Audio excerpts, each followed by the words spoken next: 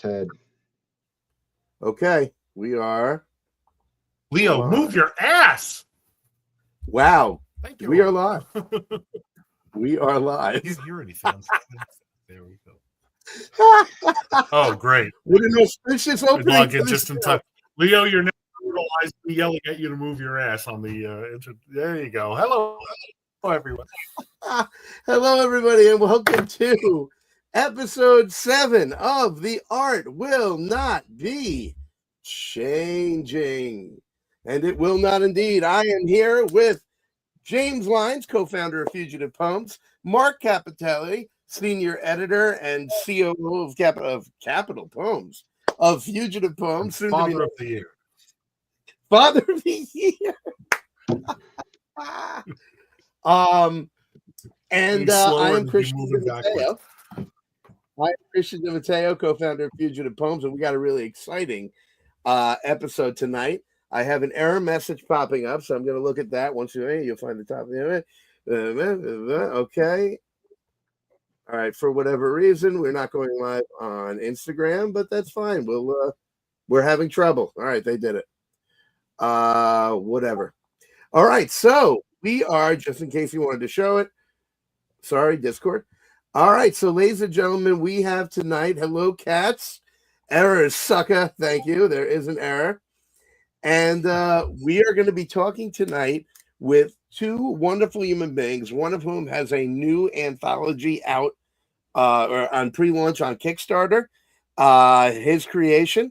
And then we've got an artist from that very anthology who's drawing a story against his wishes that I wrote. And we'll talk a little bit about what that is. So first, I'm going to bring on Daniel G. Wilson. Hello, Dan. How are you doing? Good. How are you? Good, good. Daniel is a writer and creator, writer of 2 stories and a writer of all kinds of things. 2 stories in the anthology and the creator. And then I'm going to add to the stage Kenneth Fontano. I have talked to both of these men many times and have never met them before. So this is very exciting for me. Welcome, welcome, welcome, guys. How are you? Fantastic. Thank you for asking. Likewise. Right and dandy. Excellent. I see that Casey Allen, representing the Comic Jam, is in the chat. Thank you very much for joining us. So I'm gonna jump in real quick to the really most important question that I have for Dan. And Dan, do you go by Dan or Daniel? Do you have a preference? Daniel, but my friends can call me Dan. Now I got to do it. You're like, no, you're not one of them. Dan, I studied your biography. I looked you up on Blue Sky, all kinds of things. And the most important thing I discovered is that you are a fan of pie. What's your favorite pie? Well, that's a good question. There's so many. My favorite pie is probably strawberry rhubarb. Ooh. After that, it's classic apple pie. Okay. That's pretty much where I'm at as well. I kill for a good blueberry pie as well. I prefer pie to cake any day. Kenneth, are you a cake or a pie man? Pie. I don't really like cake, and my wife looks at me weird when I say that. I'm the same way. Yep. I'll take a birthday pie over birthday cake. Absolutely. In fact, I'm a big fan of, big fan of birthday pie. Anyway, we have some really cool stuff to talk about. Dan, why don't you tell us what your anthology is? It's up on pre-launch. You guys can notify me on launch right now as we're talking. Dan, what is it called and what is it? Well, oh dear, I'm a little nervous. Okay, well, it's called ZONA DEL MAL. Forgive the Anglophone pronunciation of Italian words. It is an anthology. It is a weird fiction horror anthology with a folklore theme. All the stories are centered around tales inspired by global folklore. So we have stories, everything from Caribbean witches seeking revenge to cryptids in the USA having fun with each other. Very cool. Very cool. Go ahead. What kind of fun? Well, you'll have to read the anthology to find out. What to help us guess that. What is the rating Sex on the always anthology? tells, doesn't it? Sorry, Christian, could you repeat that? What is the rating on the anthology? Well, I don't really believe in censoring content that is not offensive, that is not offensive. Like, I don't like hate speech, of course, but everything else is pretty much fair game. So the rating, I'd say, is about M. There are stories you could share with your 12-year-old and stories that your 12-year-old should never see. Now, Kenneth and I are doing a story for your book. Yeah, that M rating is because of Christian. Should have known. This is the Kickstarter right here. And Kenneth and I will talk a little bit more about albino Satanists and heat in a little while. But so here we have Zona del Male. I'm Italian, but I'm going to let you say, what does this mean? The zone of evil, or the place of evil.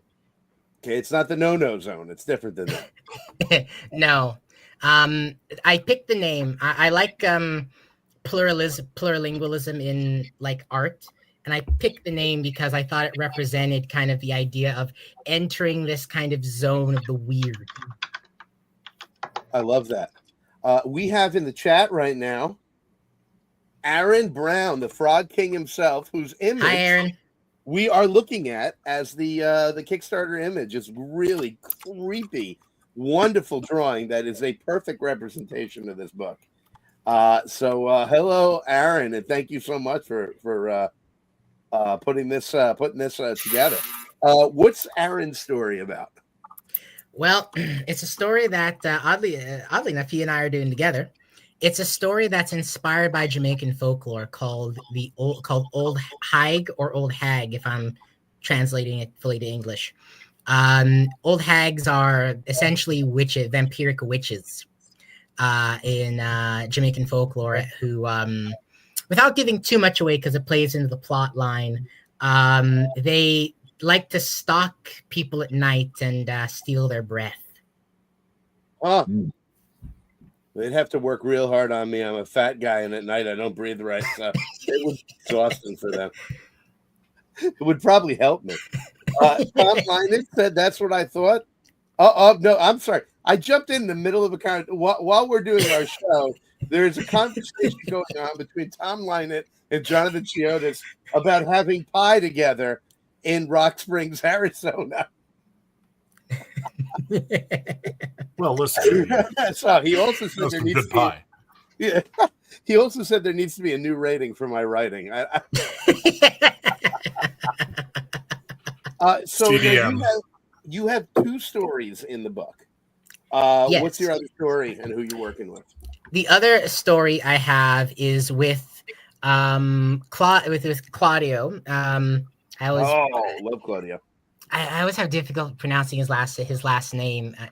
I think it's Gerardo, pronounced Gerardo. Yeah, I believe so. Yes. Also a fellow Canadian. We live in the same city, oddly enough. It's a story. It's an adaptation of an Italian folktale. The translation is "The Devil with the Silver Nose." Huh. Oh, wow. So can you give us a synopsis of that? Well, again, without revealing too much of the plot, Sure. the story basically is set in pre-unification Italy, in the Piedmont region, and it is about a man. In this particular story, I depicted him as wanted him to come from Genoa. Comes to town and is looking for a wife.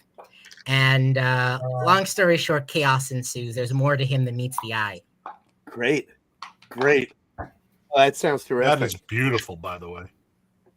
Do you want to talk to us a little bit about this cover? This cover? Yes. So the artist, who's under the alias Goblin, he and I kind of worked on this for a couple of months. We were taking inspiration from a lot of European comic magazine designs. There's a lot of great covers that in the European tradition. It's just a cornucopia of just amazing, beautiful covers for comic magazines, and we want to show some that perfectly capture the vibe of the anthology, while also kind of adding a je ne sais quoi, as it would be. In this case, I had wanted to reference music, as I'm a musician, and kind of evoking the old stories of jazz legends like Robert Johnson, as well as a bit of Jamaican references in the Dreads, and the guy in the plague mask is a reference to kind of one of my favorite animals, a vulture. Wow, very cool. And you work with Goblin. When Goblin joined the Comic Jam, I think I was one of the first people to work with them. And I did a tribute. I wrote a tribute to George Perez when he had just passed.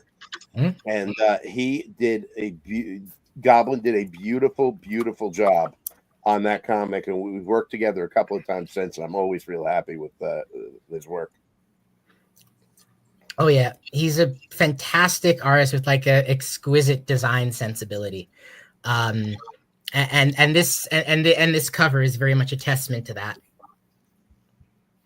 We got I'm not sure I pronounced it right. Irandasi saying "Oops, hello all" after the initial hello-po. Hello and welcome. James, any thoughts on the cover? Or I'm trying to sign into Kickstarter so I can follow this thing.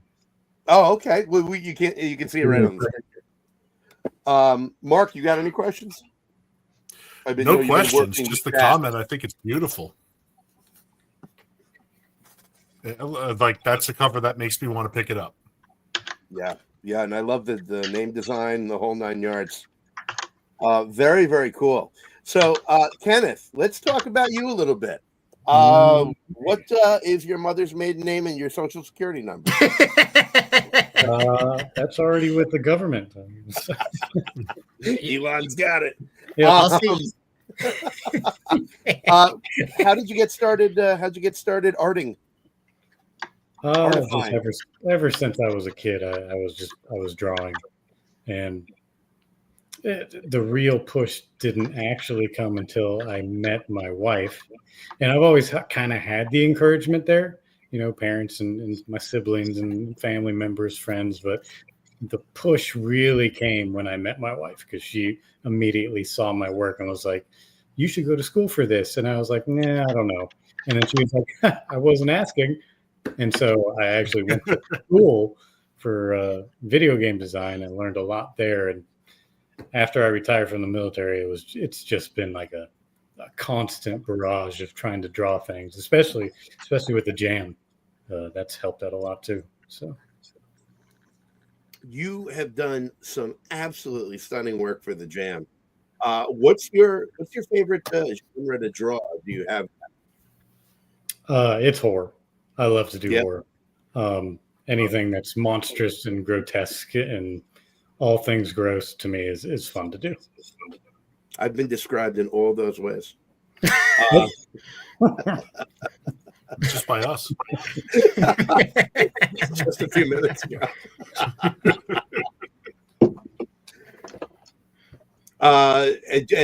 James and Mark, jump in whenever you like. What do you must have been really disappointed by the script I gave you of the peaceful valley of lovely fairies making a picnic. Was that my question or what? Yes, Kenneth. Oh, okay. So let's talk about your script, Christian. Every time I get something from you, it's like you're almost taking advantage of me. That's what I think. So, no, for real. The script obviously is crazy and ever since like joining the jam, like I keep getting scripts, not just from you, but from a lot of other people. I see Jonathan in the chat. I got a couple from him that were just absolutely phenomenal, but just outside the box. And it allows me as an artist to kind of just like push that envelope, push myself to be better. And there he goes again. I pray for Kenneth the things he must endure. Yes, everyone pray for Kenneth. because every time somebody gives me a script, there's got to be some weird thing that Ken has to draw. So everyone feel sorry for me, please. No, but I love it. I love drawing the stuff you guys give me. It's so fun. Well, so our story is called Albino Satanists in Heat. And I will tell you that the entire story came out of that line, that title popping into my head one day. And my entire connection to As albinos, things do, you know. yeah, Sitting there on the toilet playing Sudoku. Hey, you know what? Albino Satanists in Heat. I mean, I think it's a natural place for one's mind to go. Holy cow, man. I was really intrigued by Daniel's idea for this to be folklore or even urban myth. And I grew up in Yonkers, New York, and there was a place called Untermeyer Gardens. It's still there, and it's freaking gorgeous. So long from where it used to be. But the Son of Sam used to hang out there. And when it was just bedraggled, awful, overgrown area. And the rumor that we grew up with as kids was that there was a group of albino Satanists practicing rituals up in the forest there. And sometimes guys would drive out there and come back terrified that they'd seen something, or albinos had chased them. One time they were albino midgets, using parlance of the time. So we heard all kinds of stuff. So I thought of albino Satanists in Heat and immediately went back to those rumors about Untermeyer Garden. I kept the Son of Sam out of it because I wanted to stay focused on the sexiest albino Satanists I could. Just a coven of beautiful, fucking, sexy albino Satanists. And their mad sex ritual. And I wrote the script. I sent it to Dan, just like, I don't know if you want this. And I had already asked, and here's where you said I'm taking advantage of you. I had already asked Kenneth if he wanted to work together before I told him what I wanted. As soon as I said I will do that, and I got a message. I swear it was like 5 minutes after saying, "Yeah, I'll do it," and Christian pops up in my Discord, like, "Hey, you want to work together?" Man, Hook, line, and sinker. Yep. Let me, Kenneth, would you mind if I showed a little bit? No, please do. Let's take a look at some of Kenneth's incredible work, and then we'll take a look at a couple others. Feel free to ask whatever questions you want, guys, while we're looking. While you're getting that up, I think we got to give a shout to the Jam. I mean, it's a great place. This is the comicjam.com. It's a great place for artists and writers to just, hone their craft. And there's a big challenge in just kind of making it fit the parameters of what's being asked for. It's 6 cells. It's for the writers, you got to come up with a story that can be told in that, and for the artists, you got to make those 6 cells count. So it's panels. Like I don't know where I call them cells from, but 6 panels to make it all happen. And I mean, it really, really sharpens your claws. So check out the Comic Jam. Join them. Absolutely. News. I believe it's medium.thecomicjam.com, I think is the web address. And if you are an artist or a writer, specifically artists, though, we got a ton of writers. If you're an artist and you want to hone your craft, we can always use more at the Comic Jam. Reach out to, you can go on Twitter, on X, on Blue Sky. And, so let's take a look here. And guys, feel free to ask Jonathan, if I had a private plane, I would fly to Rockford. This conversation won't end about Arizona. We got a beautiful message from Tessa. Okay, straight into the point. I don't know which one of that's for. That's mine. Oh, okay. That is my wife. Very cool. Oh, nice. Hello, Tessa. Hello, Tessa. Pushing boundaries, Kenneth. That's what I love about the Jam. So, guys, any questions that you want to ask? Kenneth, here is a couple of pages from Albino Satanists in Heat. Is YouTube going to catch this? Just you going to get kicked off? I'm sorry. They better not. Look at this glorious artwork. Oh, it's That's just gorgeous. so incredible. And I actually just finished that that. first page. That I just finished the coloring on it, and I sent it over to you so you could take a look. I am going to put that up next. That is wild. What is that, like an effigy? That Yeah, It's like a thing? wicker man. Like a burning wicker man type of Oh, thing. wait. Very cool.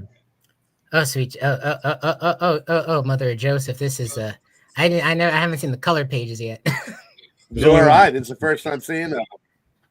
The color is beautiful. Beautiful. Thanks, guys. Look at that. Look at that last picture. Look at the lipstick. Absolutely tremendous. A hint of the We red got a to question come. in the chat. Okay, what do we got? Jonathan said, Daniel, what is the process of getting all the artists together and putting the comic together, and how long did it take? Well, if I'm to quote Roger Kirkman, lies and deceit. Jokes aside, basically it's a process of asking people, more or less. Curate, and I took a curatorial kind of viewpoint for doing this. It's like booking like concerts, right? I was a musician in another life, so I would book shows and stuff. It's the same basic process. You reach out to people that you feel are, have produced quality, like they write well, they make good art, like they're that they're going to make good stories, and then you ask them, and fingers crossed they say yes. Thankfully, in this case, I've been blessed to be acquainted with so many great writers and artists that I was spoiled for choice. Well, and you accidentally let me in, which was your one mistake. Yeah. We'll never let that one down. Yeah. If you are you shouldn't be watching this if you're under the age of, I guess, 40. But I'm about to show a more explicit image. So here we go. One of my favorite pages ever. I wonder if I can I want to make that bigger. Open image in new tab. There we go. Oh gosh, I'm ruining everything. Hold on. Here we go. Guys, it was a great stream. Thanks for coming on. It's happening. It's gonna happen. Just stay in the room and we'll come back with soon. Jonathan had another question. Question for Kenneth. And Kenneth, why? Kenneth, why? I feel like it's directly because of Jonathan that I do these things. I mean, a couple of his stories are just so outlandish, and he forced me to draw them. Forced, I say. Timeline, it's so that page of albinos was already colored. Correct. No more work required. You heard it there first. These are the most sexy albino Satanists that have ever lived. I love this page Now hold so on. much. Well, I appreciate it. It was a challenge, definitely. What was so challenging?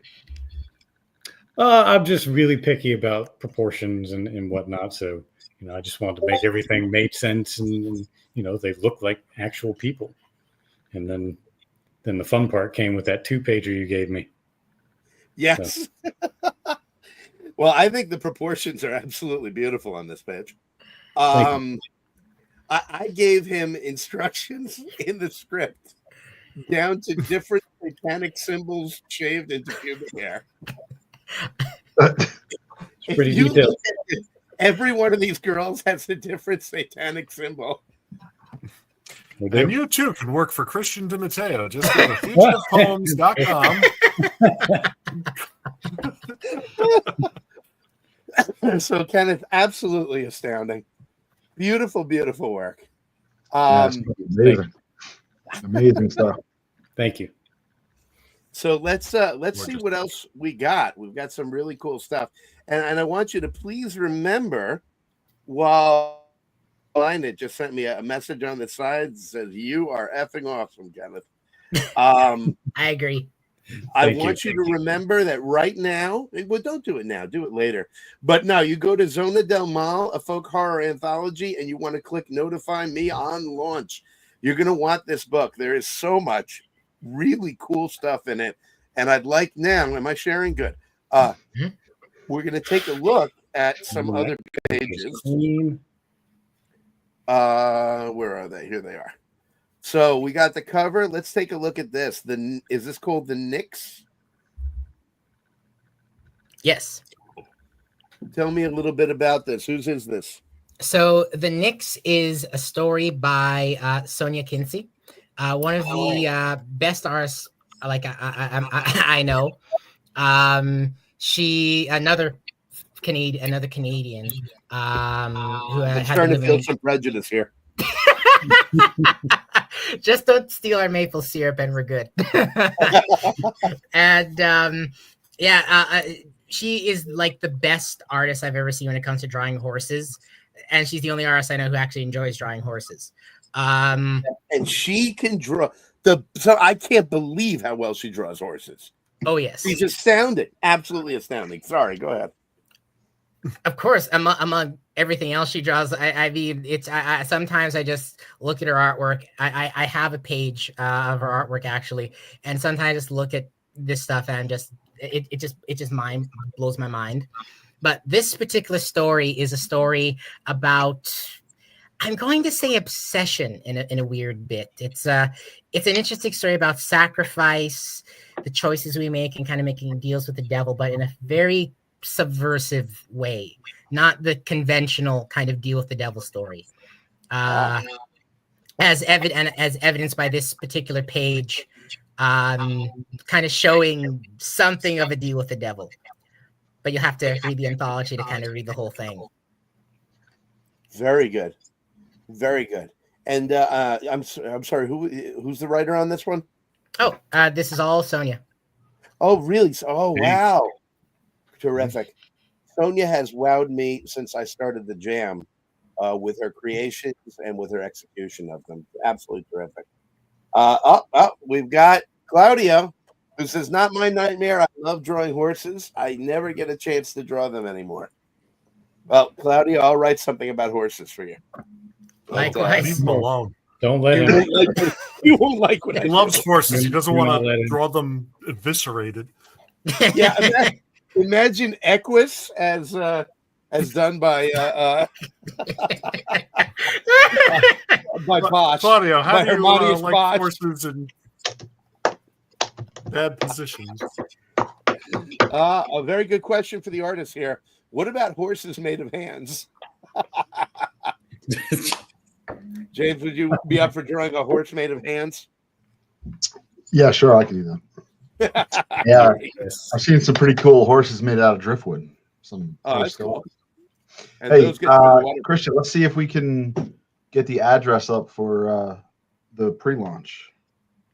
That's a good idea. Tell people where this can go. As you know, Kickstarter can be kind of confusing. That's a very good point. Let's see if we can do that, and then we'll show a couple more pages. Now it came up right for me with that interesting name. So should be able to just type the name of the anthology into the search page. There we go. It's very concise. Oh, Lord Almighty! Yeah, if you go to Kickstarter, you just type in the name of the book, and it should come right up. If you don't have a Kickstarter account, you got to open one, but it's free. And we're looking for just pre-launch people that sign up for the pre-launch. It helps with the algorithm and helps people get to see the project before it launches. So it's something that's free that you can do and help out Daniel with his anthology. Absolutely, guys. We really want this to be successful. It's such a cool concept, and there are so many great people in it. Tell me about the devil with the silver nose. You mentioned a little bit about it before. Now give away the ending. No, I'm kidding. Well, go ahead. first, before that, I want to say a horse with a hands. I just kept thinking of hecatonchire horses, and I just was like, that'd be interesting. Well, Aaron Brown suggested horses. Where to go? Horses with bottles of 14 hands. So we had that. We got Edward doing Edward 40 hands. And oh my God, I'm definitely submitting horses made of non-horses to the comments. So I'm assuming the devil with the silver nose is a cocaine story. Well, I mean, if you are a fan of 80s pop culture, particularly anti-yuppie culture, I mean, technically speaking, it would apply. But specifically, yeah, it's as I had mentioned before, it is an adaptation of Italian folktale. So for anyone who is familiar with the Italian folktale, you probably are spoiled of the ending to a certain degree. I'm not going to spoil it myself.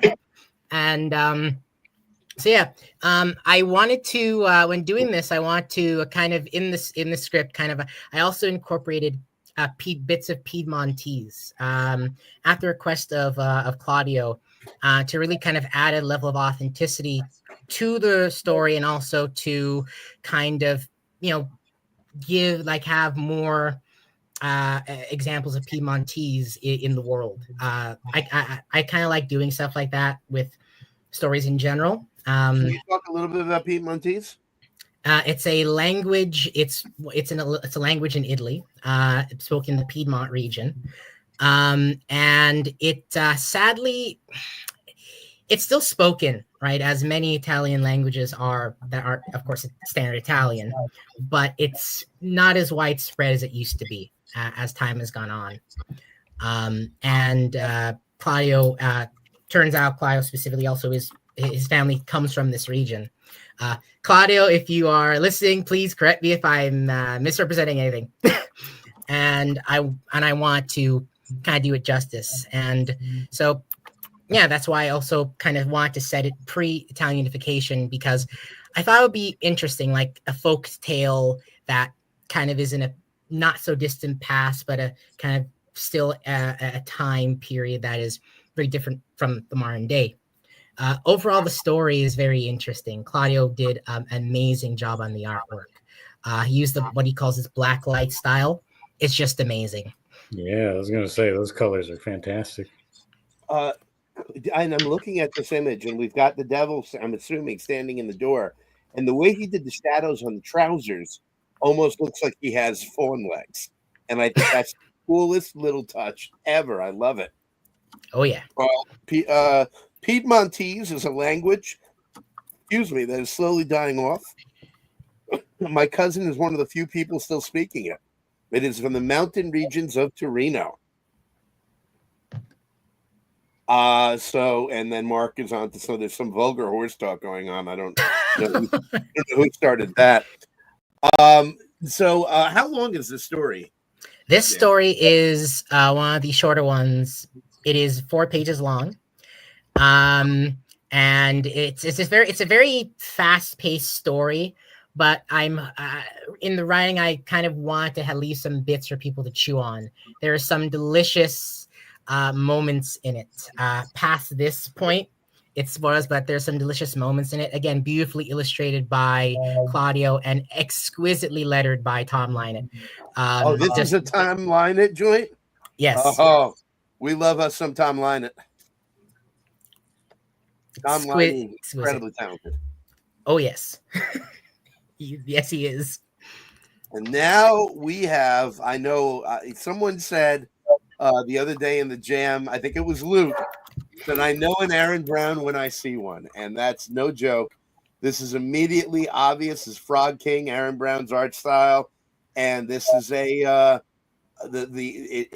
it just absolutely jumps out at you. I've had the pleasure of doing a number of one-pagers with Aaron, and he always brings such a cool style to it. Now, if I remember correctly, Dan, you said this is also one you wrote? Yes. Talk about it a little bit. This one specifically was this story specifically old hag or old hag. Again, growing up, I would hear stories of Jamaican folklore. I've lived there before, right? And just things you hear through, the ether, as well as just things you see, like, when you're walking down the road, you see certain things, like folklore is very much alive and well down there. And I want to kind of present that. And this story in particular is a story that's very near and dear to my heart, because not only is it a representation of a Jamaican folk tale that rarely gets a lot of attention outside of the Caribbean, it also is partially inspired by kind of my own family history in some aspects. I not to give too much away, one of the main kind of plot points with the old hag herself is very much inspired by things I heard and saw as a child. Mark, you got any follow-ups on that? I don't want to cut you guys off.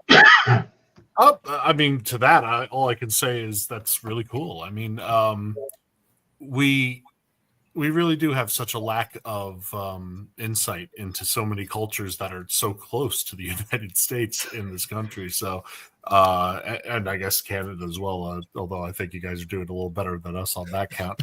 And it's really great to see this kind of folklore, worming its way back into the spotlight.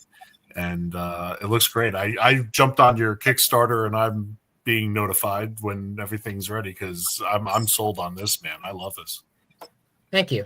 And Aaron just said, love that Dan asked me to do this. He provided a lot of background to give me the vibe. Oh, yeah. I want to give a shout out to Aaron as well on this. He did an amazing job. In some ways, it kind of reminds me of some Jamaican painters, such as Malachi Reynolds Capo, one of our greatest painters, as well as Carl Abrams, who himself was also a cartoonist before he became a painter. Just Aaron beautifully illustrated this, and as well as taking all the numerous references I included in the script. They didn't think I was crazy. Are there also pubic hair symbols? No, well, you'll have to read that to see. But I'm trying to make that happen. That's not going to be a thing now. Tom Lynott also wonderfully lettered this. Yeah, Lynott is a machine, and every comic he does gets more and more inventive and intriguing. I mean, we're big fans of Tom and Aaron. This looks absolutely beautiful. And then let's see what else we got here. Tell us about this. What am I looking at here? This story is, I'm not going to pronounce this well because it is Brazilian Portuguese, but it's Jaci, Jaci. This story is based on a Brazilian folk tale about the moon. The moon eating people. Naturally.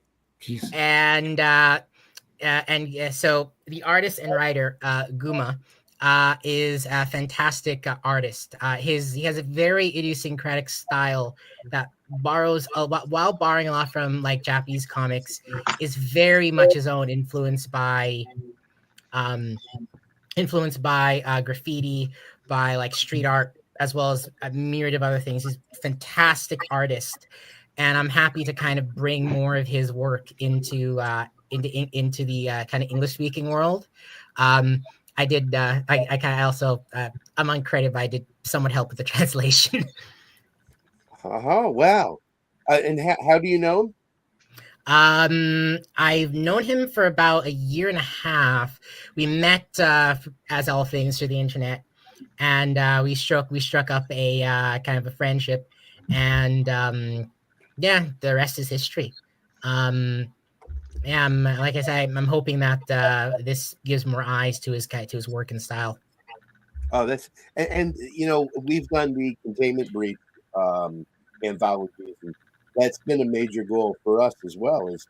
There's so many incredible indie creators out there that just don't get a chance to show the world what they can do, and That's a major mission to Fugitive Homes, and it's one of the reasons I wanted to have you and your anthology on tonight too, because I know you're doing that as well. I think we have one more image here, and it certainly is grabbing. Tell me what I'm looking at here. So this story is Breaking Bread by Luke W. Henderson and Ryan Devine. Oh, right. Dougal. Pardon? Is that Dougal? He goes by the name Dougal, Ryan Devine? Yes, I believe so. Yeah. Yes. Oh, we've done some great one-pagers together. He's terrific. And Luke is a great writer. What did you got? Luke, by the way, has Crit 3. I think it has a couple hours left. It's funded. I'll see if I can toss up that Kickstarter as well. Definitely go check that out. So I'm sorry. Go ahead. Tell me about the story. Of course.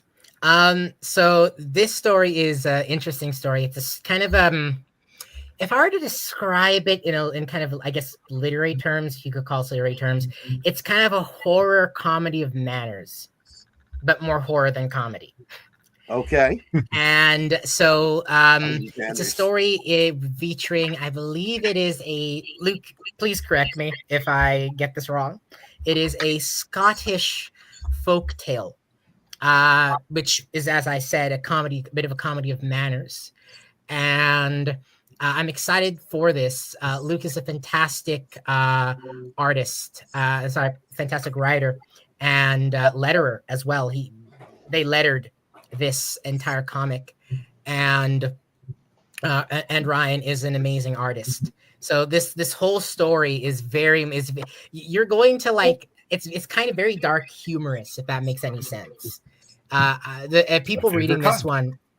Yeah, people reading this one are going to both laugh and be left with like thoughts, especially in regards to like the ideas of tourism and respecting other cultures. And again, it's a beautiful story that I can't reveal too much of because I'll be spoiling it. Well, here is Luke's current. Speaking of Tom Lynett, this is Luke's current Kickstarter. Crit 1. It's the 3. It's the third book in the series. Tom Lynett lettered a bunch of stories in it. It fulfilled its goal, and it's only got 27 hours left if you want to get your copy. Luke is an incredibly creative and prolific creator. And what we're talking about, I keep coming back to this picture for some reason.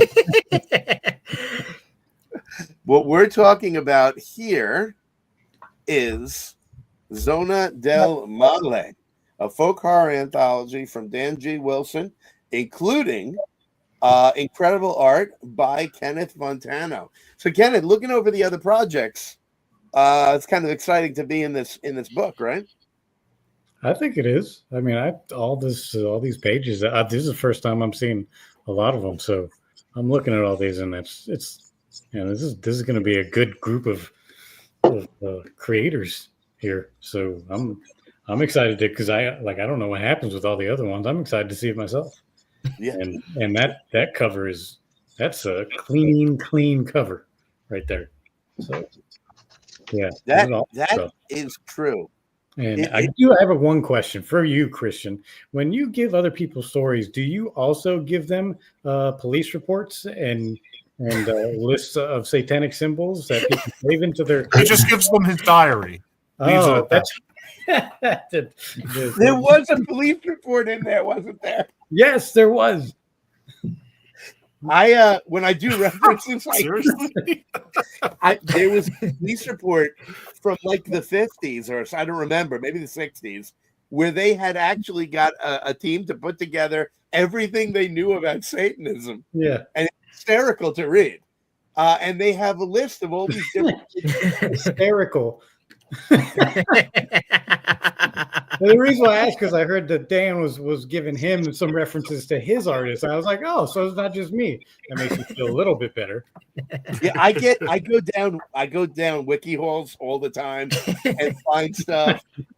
James, when James did our Perverted Moon, our Nazi werewolf story in Containment Breach 4, I had an entire article in there about a German lullaby about werewolves that I had found. So I just throw everything that I find. I don't even know if anybody looks at it. But if I find it interesting, I just throw it in there, and it usually works its way into the script somehow. Genius. If I may add something as well, I want to say, because I didn't gush about you guys' story yet. One thing I love about you Christian and Kenneth's story is just how bold. I love how bold it is. We've seen the artwork. It's when I read the script, when Christian had sent me the script before, when I was basically like had been reaching out to everybody, my jaw was kind of on the floor. I'm always a fan of Kenneth's script stories, but I was just like, what the heck is this? I loved it, but it was also like, well, I'm definitely, this is gonna be an R-rated anthology, all right. Yeah. Yep. And also, Kenneth, your art, it is exquisite. Just the way you render you render everything. And forgive my nomenclature, I am more of a writer than an artist. You render everything. It's like a great, perfect melding of like writer and artist to produce like just awesomeness. I am excited to release this story to the public. It's just so bold. I love it. Thank you. I'm honored to have it in there, and I'm honored that Kenneth drew it. It's certainly one of the weirder ones that I've written. And so you gave me the weirder ones that you've written. How old are you? You've been on this earth that long, and I'm the one that had to get it. I wanted to make sure that you could do. My goal was to make sure that you did your finest work ever that you couldn't show your mother. You couldn't even show off. My mother might be watching. I sent her a text. I'm ashamed. I know my wife's watching, but she's seen the pages, so. Mom, I did something amazing and I can never show it. I'm not going to show my mother. She might be watching too. My mom's an old Jamaican lady. I'll be hiding that story from her when I show her this. You'll just be hiding. You'll she doesn't find out. Kenneth, you said no, Tom Line. It's telling us. No, stop. You know there's no with Christian. What is no to him? Speaking of police reports. I thought you were thinking out of my mouth. Oh, gentlemen, I am so excited about this book. And folks, I want it to skyrocket. I want it to fund in a day. I want this to happen. I want this out there. I want you to have it in your hands. Daniel has truly put something together that's so freaking cool. So I'm going to put back in the chat, I'm going to put the absurd link again. And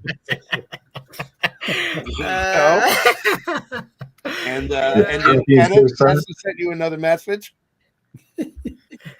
Oh yeah, I know she's getting a kick out of this.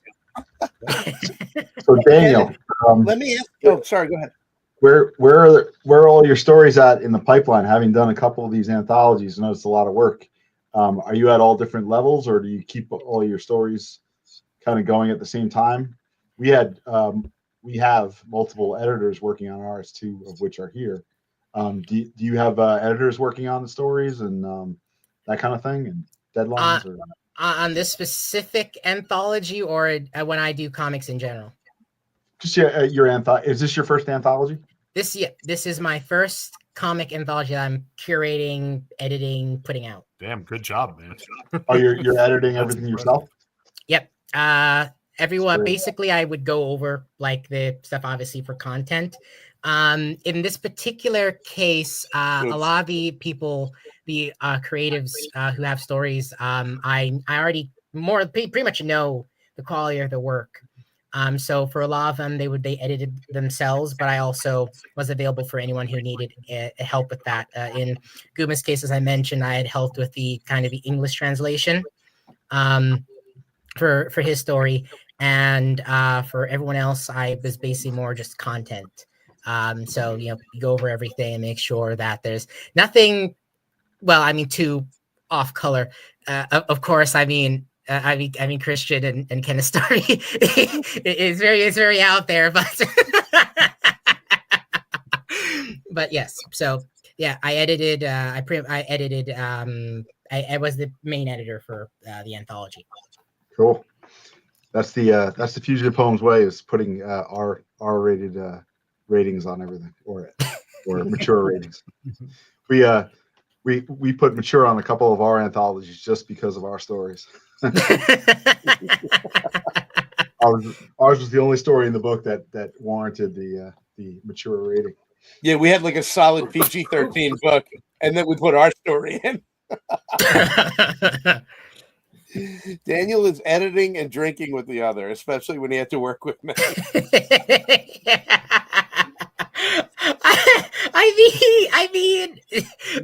I listen, man. There's a lot of good cranberry juice up here in Canada. It's quite tasty.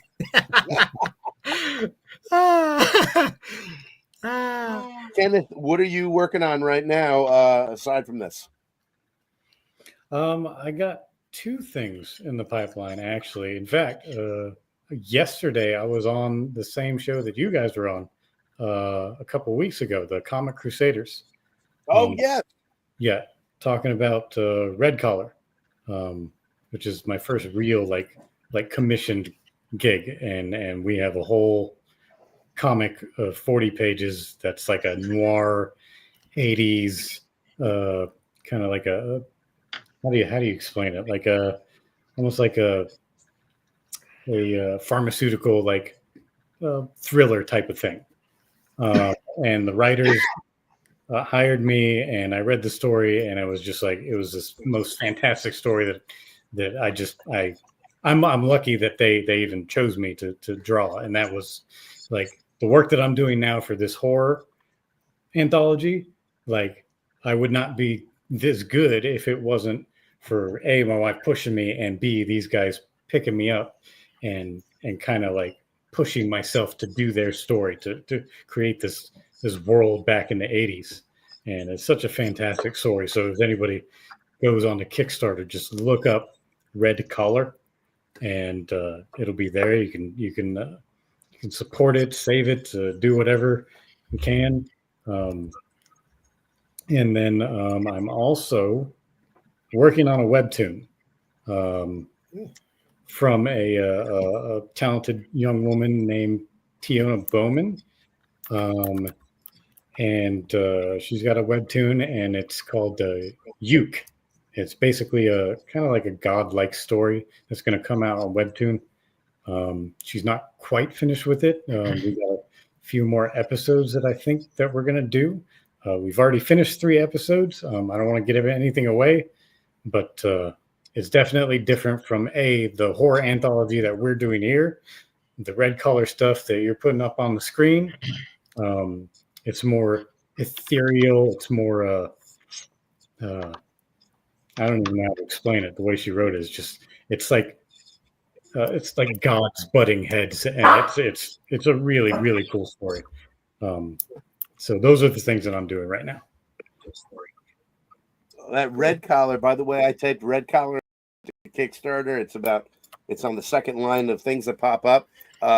Kenneth, if you drew it, I'm getting it. Just click notify me on launch. Your art absolutely floors me, and I'm honored to get to work with you as well. One last question for you. We keep joking about the challenge of the story.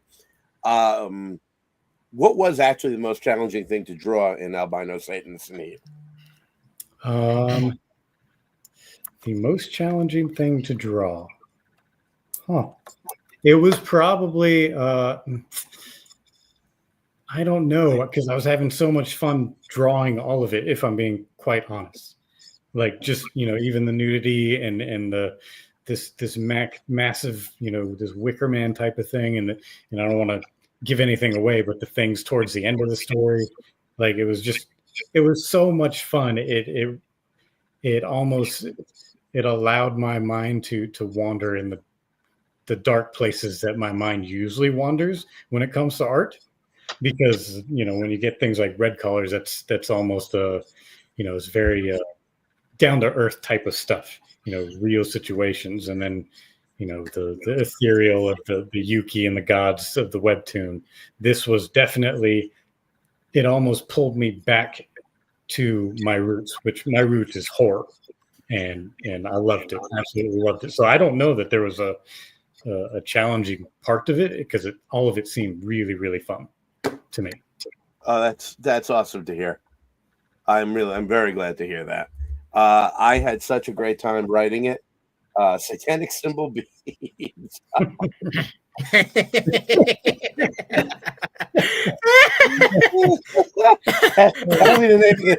be the name of the sequel. I had so much fun writing that story. And Daniel, I'm so grateful for the opportunity, and I thank you for letting me put it in there. I really had a don't be coy. I really had a great time with it. So let's take a quick look here. You want to go to Kickstarter, and you want to get Zona del Mal, the bad zone. Yeah, that's not the right thing. Is the zone of evil.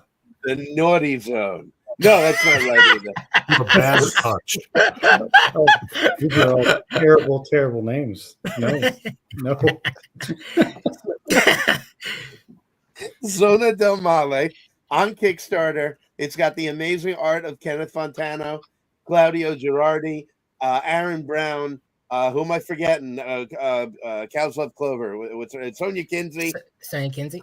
Mm-hmm. I don't remember. Guma. I said something completely different.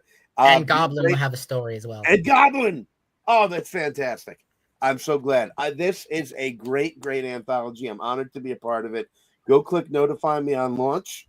And Kenneth and Daniel, thank you. Will you guys hang out for a sec while I talk about something else? Absolutely. I was going to say, go ahead. Sorry. I want to just mention before we change the subject, please buy order the anthology. You will support the Kickstarter campaign. Oh, this is because I would very much like to put all this out into the world, and I would very much like to do another anthology in the future. So you will, by boys, you will support the anthology. Yes. But seriously, is that a Jamaican hex, Dan? No, if it was a Jamaican hex, Jamaican voodoo. We call it obia. If it was a Jamaican hex, believe me, there'd be I'd have drums involved, but that's a whole other story. And it would work. But that being said, no, for real, please support the anthology. There's so much good stuff in it, and I want to have all these great creatives have their work out into the world. And again, I'd like to then do another one and hopefully expand it. But yeah, please continue, Christian. Well, I'm glad you said all that. What I want to show real quick, our friend Kenneth Beardsley has 5 days left on his Kickstarter. He's a fellow comic jammer and an incredible creator. This is his current Kickstarter. It is called Weird Stories. He's only got a $500 goal. He's at $215. This book, and I'm going to stop sharing because I'm going to show you right here. I happen to already have it. And I'm going to give myself a full screen here for a second. This is a beautiful magazine in the tradition of EC Comics and pardon me, Tales from the Crypt and eerie and creepy. Look at this gorgeous thing. It is saddle bound and saddle stitch rather, and it has incredible art, beautiful, beautiful stuff in it. I'm trying to. We meet the conductor right off the bat, who's taking us through like the Crypt Keeper, and each story Brian Beardsley has drawn. I mean, some truly beautiful stuff here. And wild, and there are 3 different tales of insanity and violence and gore and general creepiness is a particular page here. I love this. Some really great stuff. So if you want to back a very cool book, I'm going to put the link in. This actually doesn't have quite as long of a ridiculous name. I'm going to put the link back in. Let's get rid of this. There we go. This is for Weird Tales from Brian Beardsley, who's doing amazing stuff. I recommend it highly. Please don't forget Luke Henderson's Crit 1 issue 3, which I put the link in for earlier. And I got Kenneth. How cool. We have been talking so much via email and Discord. I am so happy to get to meet you. And you're infinitely cooler looking than I assumed anyone would be. So that's cool. And Daniel, we've known each other for a while through the jam. So great to chat with you. Gonna have to have you come back on and talk. I'm a big fan of genre fiction, and I know you are too. We're gonna have to talk about that. Maybe have a writers' round circle. James, any final thoughts? Well, we got a couple of things coming out with Fugitive Poems as well. We got River, which was recently funded. We just got that out in print and in our greasy little hands. That is available, I hope, on our website, and It is. also we will be spreading this out. If you were in the New York area, we'll be spreading this out into local comic stores. But we got physical copies right there, lots of them. So you can order those up. We also have the launching of our subscription service. Our inaugural, our first edition is Dirty Living, by two great artists, Ryan Santos and Stephen Besha. You betcha. The writer. We have that for an obscenely cheap price on our Obscenely. website. As you can see, $2.99, the less than the cost of a Starbucks coffee or whatever they got. What do they got? Tim Hortons up there, right, Daniel? Yep. Yep. Less than the cost of a Tim Hortons up in Canada. You can get Dirty Living the series. We're actually, how long has this been out now? When are we looking at the next story, Christian? April 6th, issue 2 will be released. There we go. Yep, issue 2. And by the way, I've read the script. I've seen the art from Ryan that's coming together. It is another knock you on your ass, or Leo, get your ass out of the way, to quote the first end of the show tonight. It's an incredible, incredible issue. Guys, Dirty Living from Ryan and Steven, and Keith Gleason, who did an amazing job with the lettering. This is a supernatural noir about a cop who's dealing with a corrupt police force, mob war, and the undead suddenly returning, as well as his own rampaging alcoholism. It's funny, it's dark, it's gory. I mean, there's an autobiography with a bat. Yeah, it's an autobiography. This is available $2.99, and you get issue 1 right now. It could be in your belly, just like that. And then on April 6th, issue 2 comes out. So we really, these guys put their hearts and souls into this book. All you got to do is go right here, click on it, become a member of the Fugitive Poems website in seconds, and you'll have the first of what's going to be many issues from the Fugitive Poems subscription service. We really believe that this is the next step in getting indie creators out there, because it's global. It's immediately global. Those stories don't die out on you either. You keep the subscription, and you'll be able to look back at any of the stories at any time. We're really in the infant phase of the subscription, but we have plans possibly have a guided reading thing where you kind of can go through and have like some small animations going on in between frames and so forth as you're reading. That's still in the works, but you're you have access to all of these stories. And another thing that we're going to have in the works is possibly a master subscription where you get access to anything that's in our library. Right now, the only thing that's in our library is Dirty Living, so that's not really a deal yet, but it will be when we start There's to a have lot lots coming of titles in there. You're going to be able to get some sort of master subscription and look around and see all the stuff that we're doing with all these great artists. So we a lot of met exciting stuff going on. we met with a pair of brothers who will remain nameless right now, who are going to be doing something for us that is beyond badass. We are only accepting wild shit. We are Fugitive Poems. We make that good stuff.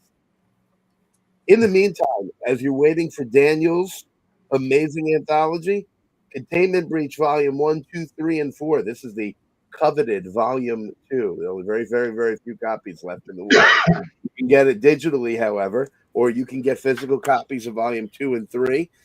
They are, each one has their own theme. This is Myth 3 and 4. Reborn. 3 and 4, thank you. So go to the fugitivepoems.com website. There's all kinds of goodies that you can get, and we'll ship it out to you instantly. Kenneth, Daniel. Oh, sorry, Mark. Christian, can I just say one more thing? Yeah, sure. In the time that we were doing this, I jumped on and backed 3 of the projects that we were talking about because I always forget to do it, and then they run out, and I feel terrible. So that's how easy it is. Just jump on there.